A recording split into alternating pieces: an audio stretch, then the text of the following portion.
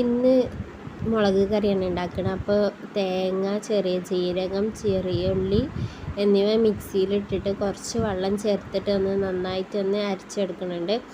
അപ്പോൾ അത് നന്നായിട്ടൊന്ന് അരച്ചെടുത്തതിന് ശേഷം നമ്മൾ മണ്ണിൻ്റെ ചട്ടി വെച്ചിട്ടാണ് ഉണ്ടാക്കുന്നത്. അപ്പോൾ ഒരു 9 പച്ചമുളക് നമ്മൾ കീറി ചട്ടിക്ക് ഇട്ട് കൊടുക്കുന്നുണ്ട്.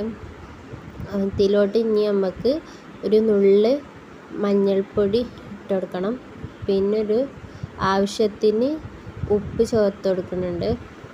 ഇതിൽ നമ്മൾ മുളക് പൊടി ചേർക്കണില്ല. പിന്നെ പുളി കുതിർത്തി എടുത്തിട്ടുണ്ട്, അത് ഇതിലോട്ട് നമുക്ക് പിഴിഞ്ഞ് കൊടുക്കുന്നുണ്ട്. അപ്പോൾ പുളിക്കനുസരിച്ച് പിഴിഞ്ഞ് ഇതിൽ ഇട്ട് കൊടുക്കുക.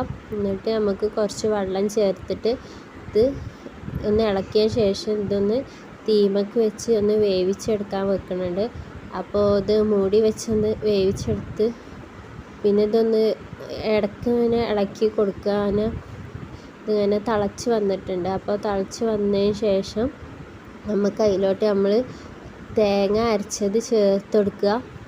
അങ്ങനെ ചേർത്ത് ഒന്ന് കുറച്ച് സമയം ഒന്ന് ഇളക്കി ഇങ്ങനെ കൊടുക്കണം.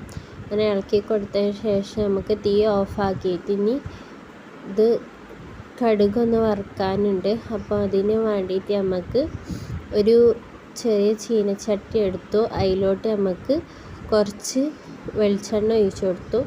പിന്നെ അത് ചൂടായി വന്നതിന് ശേഷം അതിലോട്ട് നമുക്ക് കടുക് ഇട്ട് കൊടുത്തു.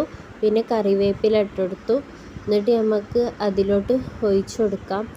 ഒഴിച്ചു കൊടുത്തിട്ട് നമുക്ക് അതൊന്നും കൂടി ഇളക്കാം. അങ്ങനെ നമ്മളുടെ മുളക് കറി ഇവിടെ റെഡി ആയിട്ടുണ്ട്. നിങ്ങൾക്ക് ഈ വീഡിയോ ഇഷ്ടപ്പെട്ടാൽ സബ്സ്ക്രൈബ് ചെയ്യും.